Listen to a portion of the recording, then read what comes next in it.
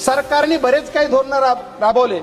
मागच्या काळामध्ये सरकारने या देशामध्ये साखर उद्योगासाठी इथेनॉल प्रोजेक्ट उभारण्यासाठी इंटरेस्ट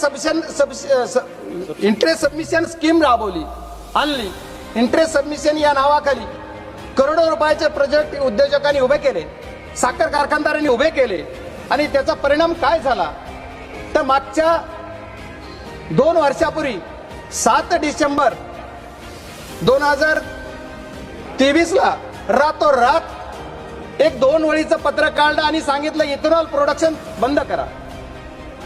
माननीय अध्यक्ष महोदय, आपके माध्यम से मैं अर्थ मंत्री जी के कहना चाहता हूं कि अध्यक्ष अर्थ मंत्री जी ने ये करने से जो उद्योजक है उनका कितना घाटा हो गया, ये कभी सभागृह को बोलना चाहिए, देशवासियों को बोलना चाहिए। परिणाम क्या हो गया तो ये देश के जो किसान है, किसान का जो माल पैसा मिलने वाला था, किसान का पैसा उनको कम मिल गया क्योंकि ये रातों रात बंद कर दिया। ये बहुत बड़ी बात है।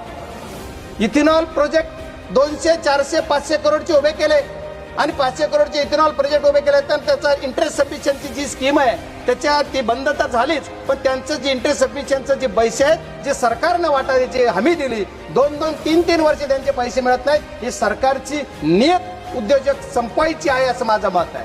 त्याच्यामुळे सरकारने त्याच्यावर सुद्धा काहीतरी ठोस पाऊल उचलला पाहिजे। एवढंच नाही तर किसान जे ऊसाचे शेतकरी आहेत, ऊस उत्पादक शेतकऱ्यांसाठी साखरला MSP लागू करायची, दरवर्षी FRP वाढली जाते पण MSP वाढत नाहीये।